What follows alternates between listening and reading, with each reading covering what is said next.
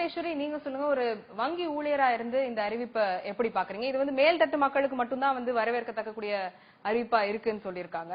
பல்வேறு கருத்துக்கள் இந்த அரங்குல வந்ததும் பாக்குறீங்க. நீங்க என்ன சொல்றீங்க? நான் வந்து நேஷனலைஸ் பேங்க்ல ஒர்க் பண்றேன். என்னோட பிரான்ச் வந்து சவுகார்பேட்ல இருக்கு, மின்ட் ஸ்ட்ரீட். அந்த இடம் எப்படின்னா, ஐதர் ஓவர் ரிச் வருவாங்க, இல்லாட்டி ரொம்ப அடிமட்டத்துல இருந்து வந்தவங்க வருவாங்க. ரெண்டு இதுக்கும் நடுவுல தான் நாங்க வந்து பிசினஸ் பண்ணிக்கிட்டு இருக்கிறோம். த வெரி நெக்ஸ்ட் டே எங்களுக்கு இன்ஃபர்மேஷன் வந்த வெரி நெக்ஸ்ட் டே 4000 பேர் வந்து நிக்கிறாங்க பிரான்ச்ல. அதுக்கான மென் ஊழியர்கள் தேவையான அளவுக்கு ரெக்ரூட் பண்ணாங்களா? கிடையாது. அதுக்கான சிஸ்டம் இருக்குதா? நம்மளுக்கு மக்கள் இன்னும் வந்து அந்த காலத்துல பேங்க்ல லெட்ஜர்ல எழுதிட்டு இருக்காங்கன்னு நினைச்சாங்கன்னா ஐ எம் வெரி சாரி. இப்ப எல்லாமே கம்ப்யூட்டரைஸ்டு. கம்ப்யூட்டரைஸ்டுனா கம்ப்யூட்டர் இருக்கா? ஃபர்ஸ்ட் கிடையாது. அந்த காசை கொண்டாந்து அவங்க எந்த விதத்துல உழைச்சாங்க, எந்த விதத்துல சேமிச்சாங்க, தப்பான வழியில வந்த பணமும் வருது. ஆனா நம்ம வந்து நாளைக்கு என் பிள்ளைக்கு ஸ்கூலுக்கு ஃபீஸ் கட்டணும், அல்லது என் பிள்ளைக்கு பிடிச்ச மாதிரி ஒரு ட்ரெஸ் எடுத்து தரணும் அப்படின்னு அம்மா வந்து அப்பாக்கு தெரியாம ஒளிச்சு வச்ச காசெல்லாம் வரும்போது நம்மளுக்கே வருத்தம் வெளியே வருது. நம்ம எக்ஸ்சேஞ்சுக்கு கொடுக்கறதுக்கு as they said I accept 2000 ரூபாய் காசு தான் நாங்க வந்து 4000 ரூபாய் எக்ஸ்சேஞ்சில குடுக்கறோம். 4000 ரூபாயா 4500 ரூபாயா மாத்துனப்ப அந்த 500 ரூபாய் சேஞ்ச் குடுக்கறதுக்கு எங்க கிட்ட காசு இல்ல. கவர்மெண்ட்ல இருந்து காசு குடுக்கறாங்க, குடுக்கறது ஃபுல்லா 2000 ரூபாய் தாள் தான். இப்ப 2000 ரூபாய் தாளுடைய அவசியம் என்னங்கறத பத்தி யாருமே சொல்லல. 1000 500 பதுக்கி வைக்கிறாங்க. நான் அதை ஒழிக்கிறேங்கிறப்ப 2000 ரூபாய் தாளுடைய அவசியம் என்ன இருக்குது? வந்து மக்கள் வாங்குறப்ப சொல்றாங்க, மேம் இந்த செல்லாத 500 ரூபாய் 1000 ரூபாய் நோட்டும் 2000 ரூபாய் நோட்டும் எங்களுக்கு ஒன்னே தான். இதை நான் கொண்டு போய் எங்க நான் மாத்துவேன்? பேங்க் கிட்டயே சில்லற இல்ல. லோயர் டினாமினேஷன் டெபாசிட் எல்லாம் வந்து அதிகமா இருக்கு இல்லையா? அந்த வகையில இது வரவேற்கத்தக்கது நீங்க சொல்ல மாட்டீங்களா? நான் தான் சொல்றேன் இல்ல, வங்கியுடைய டெபாசிட் அதிகமா இருக்குது. அப்கோர்ஸ் அதிகமா இருக்கு. அத யாராலையும் வந்து அப்செக்ட் பண்ணவே முடியாது. ஆனா அதுக்கான அவுட்கம் நம்மளுக்கு என்ன இருக்குது? மக்களுக்கு வந்து 2000 ரூபாய் தாளை வச்சு நான் போய் ஒரு டீ குடிக்க முடியுமா மேடம்? 5 ரூபாய்க்கு இட்லி சாப்பிடணும், இட்லி வாங்க முடியுங்களா அப்படிங்கிறாங்க. நம்ம 2000 ரூபாய் தாளை வச்சுட்டு அவங்களை என்ன செய்ய சொல்றது? 2 நாள் 3 நாள்னா ஓகேங்க. இனிமேல் வந்து இந்த சிச்சுவேஷன் இப்படியே போச்சுன்னா ரொம்ப பெரிய பிரச்சனைங்க வர்றதுக்கு, அந்த பிரச்சனைகள் உருவாகிற இடம் பேங்க் கவுண்டர்ஸ், கேஷ் கவுண்டர்ஸா இருக்கிறதுக்கு சான்ஸ் ரொம்ப ஜாஸ்தி. கூலி தொழிலாளர்கள்ல எஸ்பெஷலி தமிழ்நாடுல நிறைய பேர் வந்து வெளி மாநிலங்கள்ல இருந்து கூலி தொழிலுக்காக வந்தவங்க தானே தவிர உள்ளூர்ல இருந்து பண்றவங்களை விட அவங்க கொஞ்சம் ஜாஸ்தி இருக்கிறாங்க. அவங்க கூலி வாங்கி அத அக்கவுண்ட்ல டெபாசிட் பண்ணி அத அவங்க ஃபேமிலி வெளி மாநிலத்துல எடுத்துதான் செலவு பண்ணிக்கிட்டு இருக்காங்க. இப்ப புதுசா கொண்டாந்துருக்காங்க பேங்கிங்ல. இப்ப வந்து நான் வந்து உங்க அக்கவுண்ட்ல டெபாசிட் பண்ணோம்னா உங்க கையெழுத்து போட்ட ஒரு லெட்டர் வேணும். இப்படி வந்து புவனேஸ்வரிங்கிறவங்க இவ்வளவு காசு எடுத்துட்டு வராங்க, அவங்களோட ஐடி கார்டு இது, என்னுடைய பெர்மிஷனோட தான் என் அக்கவுண்ட்ல வந்து காசு டெபாசிட் பண்றாங்கன்ட்டு நான் ஒரு லெட்டர் எடுத்துட்டு வந்தாதான் காசு அக்செப்ட் பண்ணுவாங்க. ஊர்ல இருக்கிற அப்பா அக்கவுண்ட்ல எப்படி காசு போடுவாங்க? ராஜஸ்தான்ல இருந்து வந்து இங்க கூலி தொழில் பண்றாங்க, பீகார்ல இருந்து வந்து இங்க கூலி தொழில் பண்றாங்க. அவங்க வந்து எப்படி காசு அனுப்புவாங்க? இவங்க அனுப்புறாங்கன்ற காசை நம்பி உட்கார்ந்து இருக்கிறவங்களுக்கு எப்படி போகும்? இதனுடைய அவசியம் என்னங்கறதே பிரான்ச்சை பொறுத்த வரைக்கும் நாங்க பாக்குறோம், வாரா கடன்ல எதுவுமே வரல. நாங்க வரும்னு எதிர்பார்த்தோம். இதுவரையும் வாரா கடன்ல கொஞ்சம் குறைய ஆரம்பிக்கும், ரெக்கவரி வரும்னு எதிர்பார்த்தோம். ஆனா இது வரைக்கும் வாரா கடன்ல யாரும் தப்பி தவறி மறந்து போய் கூட அந்த அக்கவுண்ட்ல வந்து போடல. அவங்க இந்த வாராக்கடன்கள் தவிர இங்க நடந்திருக்கு, நாடு முழுக்க 40 கொலைகள் நடந்திருக்கு. வெறும் இந்த டிமானிட்டைசேஷன் ஸ்ட்ராட்டஜிக்கு அப்புறமா 40 இறப்பு நடந்திருக்கு. அத்தனை இறப்புமே தள்ளு முள்ளுலயோ அடுத்தவன் அடிச்சு புடுங்கியோ நடக்கல. எல்லாமே நெஞ்சு வலிச்சு, மனசு உடைஞ்சு, மனம் நொந்து தற்கொலை பண்ணியோ அல்லது அந்த மாதிரியான இறப்புகள் தான் இந்த 40 படுகொலைகளும். அப்போ இந்த ஒரு முடிவு நிறைய பேர் சாகலாம். பசங்க வந்து நல்லா படிச்சாதான் முன்னுக்கு வருவாங்க, பசங்க கஷ்டப்பட்டாதான் முன்னுக்கு வருவாங்கன்னு சொல்றாங்க. கஷ்டப்பட்டா பேங்க்குக்கு போய் ரொம்ப நேரமா இல்லைங்க, நல்லது நடக்கலாம். ஒரு நிமிஷம் உங்க கருத்தை பதிவு செஞ்சுட்டு சொல்லிடுங்க. நான் கஷ்டப்படலன்னு நான் சொல்லல, அந்த கஷ்டத்தை நான் மதிக்கிறேன். ஏன்னா நாளைக்கு நல்லது நடக்கும் தான். அது வந்து நம்ம கொஞ்சம் பேஷண்டா இருக்கணும், அப்பதான் வந்து எல்லாமே வெளியே வரும். நான் சொல்றேன் சொல்றாங்க 10 நாள்ல வெளியே வந்துடாத, இன்னும் காத்திருப்போம் அப்படின்னு சொல்றாங்க. அப்படியே அந்த நம்பிக்கை அப்படியே இருக்கட்டும், அது நல்லதா முடிஞ்சா ரொம்ப நல்லது. ஆனா இந்த நாடு நல்லா இருக்கணும், இது ஒரு நல்ல திட்டம், அதுக்காக 40 பேர் சாகுங்கன்னு சொல்ல உரிமையை உங்களுக்கு யார் கொடுத்தா?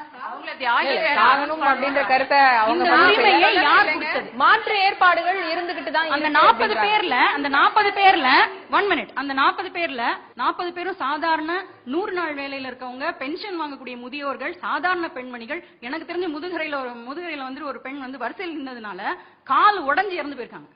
கால் உடைஞ்சு நிக்க முடியல, ஒண்ணுக்கு போறதுக்கு வசதி இல்ல, யூரின் பண்றதுக்கு வசதி இல்ல. இது மாதிரி நிறைய குளறுபடிகளோட நீங்க கருப்பு பணத்தை புடிங்க வேணாங்களா, எல்லாரையும் ஏன் திருடர்களாக மாற்றுகிறீர்கள், எல்லாரையும் ஏன் ஒரு குற்றவாளி மாதிரியான ஒரு குற்ற பரம்பரை மாதிரியான மனநிலைக்கு தள்ளுறீங்கிறதா இப்ப கேள்வி. தெரிஞ்சுக்கோங்க, ஹெச்ஆர் மேனேஜரா இருந்தா பிரச்சனை இல்ல, அவங்களுக்கு எந்த கஷ்டம் இல்லாம அவங்க வாழ்றாங்கன்றது உண்மை இல்ல. நீங்க சொல்ல மாதிரி ஒரே கஷ்டத்துல யாருனாலையும் இருக்க முடியாது, நான் அதுக்கு ஒத்துக்கிறேன். ஆனா எதுக்குமே ஆல்டர்னேஷன்ன்றதே கிடையாதுன்றது இல்ல. அவங்க சொன்ன மாதிரி 5 ரூபாய்க்கு பொருள் வாங்குறவங்களா இப்போ கவர்மெண்ட் மெஸ்ஸஸ் அவைலபிள்ல இருக்கு, 5 ரூபாய்க்குள்ள நீங்க சாப்பிட்டு வரலாம், இல்லன்ட்டெல்லாம் இல்ல. இன்னொரு பாத்தீங்கன்னா நீங்க எல்லாருமே இதெல்லாம் செய்யறதுக்கு சாப்பாடுக்காக தான். மேடம் என்னோட கேள்வி, நீ 5 ரூபாய்க்கு போய் சாப்பிடுன்னு சொல்ற உரிமையை உங்களுக்கு யார் கொடுத்ததுன்னு கேக்குறேன்.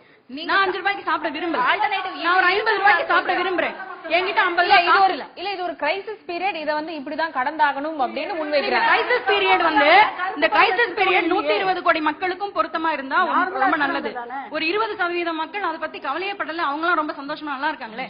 80% மக்களுக்கு மட்டும் எங்க கிரைசிஸ் இல்ல நினைக்கிறோம். எனக்கு வந்து ரிசர்வ் பேங்கினுடைய கவர்னர் கையெழுத்து போட்டு இந்த நோட்டை நீ எங்க எடுத்துட்டு போனாலும் நாடு முழுக்க செல்லும் அப்படின்னு ஒரு ப்ராமிசரி நோட் மாதிரி கொடுத்திருக்கக்கூடிய ஒரு ரூபா நோட்டு ஒரே நைட்ல செல்லாதுன்னு சொல்லி ஒரு அறிவிப்பை நாட்டு மக்களுக்கு சொல்றதுங்கிறது எந்த சட்டத்துக்கு கீழே வரும், என்னுடைய உரிமை பாதிக்கிற அந்த விஷயங்கள்ல என்ன மாதிரியான நிவாரணம் கிடைக்குங்கிறது முதல்ல எனக்கு ஒரு விஷயம் வந்து தெரிஞ்சுக்கணும்னு விருப்பம் இருக்கு. ரிசர்வ் பேங்க் கவர்னர் கையெழுத்து போட்டு தான் கொடுத்தாரு, இது எங்க வேணா எடுத்துட்டு போங்கம்மா, இது செல்லும் அப்படின்னு சொல்லி தான் கொடுத்தாரு.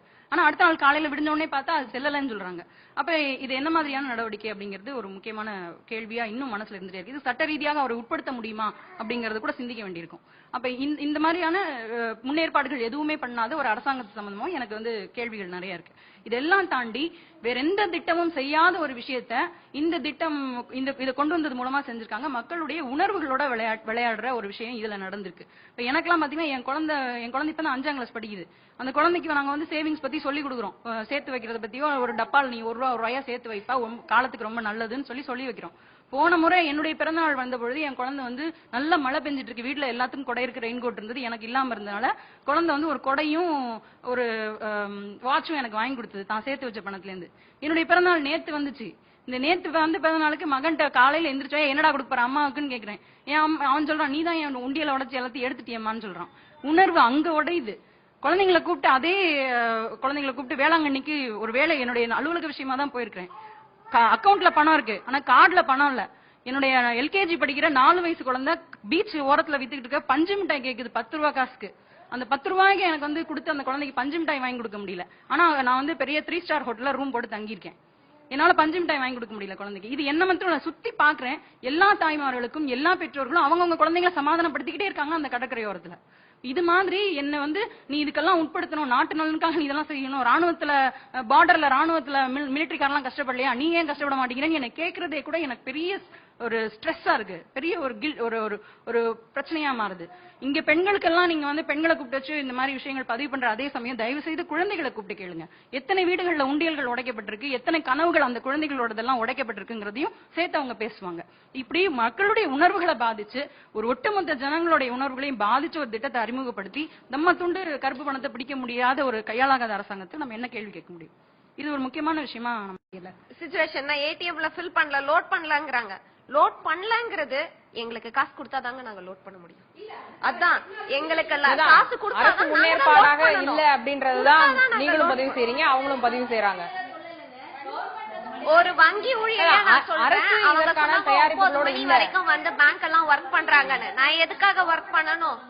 நம்மளுக்கு வந்து பேங்க்ல எம்ப்ளாயிஸ்க்கு எங்களுக்கு ரூல்ஸ் இருக்கு, பைபார்டைட் செட்டில்மெண்ட் இருக்கு, 10 மணி வரைக்கும் வேலை பார்த்தா போதும்னு இருக்குது. கேஷ் கவுண்டர் 4 மணிக்கு க்ளோஸ் பண்ணிடலாம்னு இருக்குது. ஆனா கேஷ் கவுண்டரை நான் 4 மணிக்கு க்ளோஸ் பண்ண முடியாது. அதுலயும் ஒரு செக் வச்சிருக்காங்க, 4 மணிக்குள்ளார பிரான்ச்குள்ளார வர கஸ்டமர்ஸை மட்டும் முடிச்சு வெளியே அனுப்பிட்டா போதும். நான் 4 மணி வரைக்கும் பிரான்ச்குள்ளார வர கஸ்டமர்ஸ்க்கு உட்காந்து சர்வீஸ் தரும், 8:30 மணி வரைக்கும் சர்வீஸ் தரும். அதுக்கு அப்புறமா உட்காந்து நான் சொன்னதே தான், அகைன் டினாமினேஷன் டேலி ஆகணும், கையில வாங்கின கேஷ் டேலி ஆகணும், நாங்க போடுற ஸ்கிரால் டேலி ஆகணும், சிஸ்டம்ல இருக்கிற அமௌண்ட் டேலி ஆகணும். எல்லாத்தையும் டேலி பண்ணிட்டு ப்ளீஸ் நோட் திஸ் பாயிண்ட், எங்களுடைய ஹெட் கேஷியர் ராத்திரி 3 மணிக்கு பிரான்ச்சை விட்டு கிளம்பி இருக்கிறாங்க. காலையில 4:30 மணிக்கு சவுகார்பேட்ல இருந்து தாம்பரம் தாண்டி போகணும். தாம்பரத்துக்கு காலையில 4:30 மணிக்கு வீட்டுக்கு போயிட்டு கெய்சர் போட்டு குளிச்சுட்டு பல் தேய்ச்சிட்டு அடுத்த நாள் எழுந்து வந்து உக்காந்தா கஸ்டமர் வந்து முன்னாடி நின்னுட்டு என்னையா நீ வந்து 2000 ரூபாய் தர என்ன பண்ற என்ன ஏத்துன்னு கஸ்டமருக்கு வர என்ன மக்களுக்கு வந்து நாங்க தான் ஏதோ மோடிய வந்து நீங்க இப்படி ஒரு திட்டம் போடுங்க நேரடியா பாக்குறது உங்களதான், அவங்களுடைய உணர்வுகளை வந்து அவங்க கிட்ட தான் கொட்ட முடியும். இதெல்லாம் எங்க கிட்ட தான் வெடிக்கிறாங்க. திரும்பவும் அன்னைக்கு ராத்திரியும் நாங்க 9:30 வரைக்கும் கேஷ வாங்கிட்டு again and again I want to note this point, this is moving towards privatization. Private bankல தான் first 12 hours service தரோன்னு கொண்டு வந்தாங்க. இப்ப மக்களுக்கு என்ன தோணும், பிரைவேட் பேங்க்ல சர்வீஸ் தரான். இது டினாமினேஷன்ஸ் கரன்சி செஸ்டுக்கு வந்ததுல இருந்து I am not suppose to say this, but denominations வந்ததுல இருந்து பிரைவேட் பேங்க்ஸ்க்கு நல்ல லோயர் டினாமினேஷன் சப்ளை இருக்குது. தாராளமா வெளிப்படையா இது வந்து பிரைவேடைசேஷனை நோக்கி போயிட்டு இருக்குது. கீழே இருக்கிற எல்லா மக்களையும் அடிச்சு ஒலையில போட்டுட்டு மேல இருக்கிறவன் கார்ட் பேமெண்ட் 50 நாள்ல கார்ட் பேமெண்ட் பண்ணி பழகுங்க அப்படிங்கிறாங்க. அப்ப கீழே இருக்கிறவனோட நிலைமை என்ன? அவனையும் வேணா பிஓஎஸ் வாங்க சொல்லு. பிஓஎஸ் வாங்குறதுக்கு சட்டப்படி நம்மளுக்கு சிஸ்டமே அலோவ் பண்ணாது கொடுக்கறதுக்கு. இப்ப வந்து என்னுடைய பேங்க்ல 3 நாள் முன்னாடி தான் பிஓஎஸ் அமல்படுத்தி லைக் இன்ட்ரோடியூஸ் பண்ணி இருக்காங்க. அது இன்னும் இதுக்கு வரல, கஸ்டமருக்கு கொடுத்த எக்ஸிஸ்டன்ஸ்க்கு வரல. அந்த மாதிரி இன்னும் எத்தனை கவர்மெண்ட் பேங்க்ல பிஓஎஸ்னு ஒரு சிஸ்டமே இல்லாம இருக்குது. எப்படி நீங்க வந்து திடுதிப்புன்னு வந்து நான் டினாமினேஷன் எல்லாத்தையும் கேன்சல் பண்றேன், நீ வந்து கார்டை பண்ணுனா கார்டுக்கு எங்க போவாங்க மனுஷங்க? கார்டை வச்சு என்ன பண்ண முடியும்? அகைன் அண்ட் அகைன் அவங்க வந்து பிக் ஷாட்ஸ்க்கு மட்டும் தான் சப்போர்ட் பண்றாங்களே தவிர 2000 ரூபாய் கரன்சி இன்ட்ரோடியூஸ் பண்ணதுல இருந்து இப்ப வரைக்கும் எனக்கு வருது பிரான்ச்ல நான் வந்து 8 கோடி ரூபாய் வாங்கிட்டு இருக்கிறேன். முன்னாடி எல்லாம் 1.5 கோடி 2 கோடி வரும். இப்ப 8 கோடி ரூபாய் வாங்குறேன்னா அத்தனை காசையும் நாங்க எண்ணுற அளவுக்கு மிஷின் தந்தீங்களா, கம்ப்யூட்டர் தந்தீங்களா, மனுஷங்க தந்தீங்களா? இது என்னது எக்ஸ்ட்ரா ரிட்டையர் ஆனவங்களோட ஹெல்ப் எடுத்துக்கோங்கன்றாங்க. அவங்க ஹெல்ப்பை எப்படி எடுக்க முடியும்? நாங்க வந்து ஒருத்தருடைய அக்கவுண்ட்ல காசு டெபாசிட் ஆகணும்னா எங்களுடைய ஃபிங்கர் பிரிண்ட் வைக்கணும். Retired staff finger print accept பண்ணாத சிஸ்டம். இத பத்தி வந்து எந்த ஒரு எண்ணமும் இல்லாத, எங்களை பத்தின எந்த ஒரு கவலையும் இல்லாத கவர்மெண்ட் எப்படி திடீர்னு வந்து இப்படி ஒரு முடிவு எடுத்ததுன்னா இது சரியா தப்பான்னு பேசுறதுக்கு எனக்கு உரிமை இல்லை. ஆனா இது வந்து இந்த என்னது அதை அமல்படுத்தின விதம் வந்து this is not right at all. மக்களை வந்து திரும்ப வெளிப்படையாக பிரைவேடைசேஷனை நோக்கி கொண்டு போறாங்க. அவங்க சொன்ன மாதிரி 9 மணி வரைக்கும் வேலை பாக்குறது பிரைவேட் பேங்க்ல தான் முடியும். அங்க போட்டீங்கன்னா காசு வந்து பேங்க் எப்ப திவால் ஆகணும் நம்மளுக்கு தெரியாது. எப்படி அவங்க ஆர்கானிக் growth இன்ஆர்கானிக் growth எக்கனாமிக்ஸ்ல நிறைய பிரிக்கிறாங்க. அந்த சர்வீஸ வந்து கொடுத்து மக்களை திசை திருப்புறதுக்கும் நிறைய பாலிடிக்ஸ் பண்றதுக்கு மட்டுமே இது கொண்டு வந்திருக்காங்களே தவிர யாரும் வந்து பிளாக் மணி வெளியே வரும்லாம் நம்பாதீங்க. பிளாக் மணி வந்து முழுக்க எந்த பணக்காரனும் 100 ரூபாய் இது 500 ரூபாய் 1000 ரூபாயெல்லாம் எந்த பணக்காரனும் வச்சிருக்கல. பிளாக் மணி இருக்கிறதுக்கு ஏகப்பட்ட வேற ஃபார்ம்ஸ் எல்லாம் இருக்கு. அந்த ஃபார்ம்ஸ் எல்லாம் விட்டுட்டு ஏழை எளிய மக்களுடைய வயித்துல அடிக்கிறாங்க.